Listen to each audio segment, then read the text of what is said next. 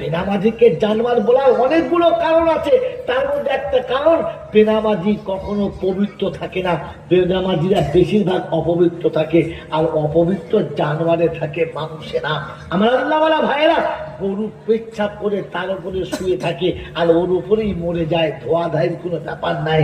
কিন্তু মানুষ পবিত্র থাকে, মানুষ কখনো অপবিত্র থাকে না। আমার আল্লাহওয়ালা ভাইয়েরা, জ্ঞানীজনরা, সুধী মানুষেরা, আমার সোনামণি মায়েরা বোনেরা, এই জন্য শুনে রেখে দাও, আল্লাহ নবী সাল্লাল্লাহু শুনিয়েছেন, নামাজ যার কাছে নেই তার সাথে আমার কোনো সম্পর্ক নেই। কিয়ামতের ময়দানে যখন বেনামাজিকে জাহান্নামের দিকে নিয়ে যাবে, তো সেদিন দারোয়ান জিজ্ঞাসা করবি, কিরে তোর কাছে কেউ বলে নাই? তোকে কি কেউ বলে নাই? তুই কি একবারও শুনিস নাই? তোর কি একবার আল্লাহ বলে মনে পড়ে নাই?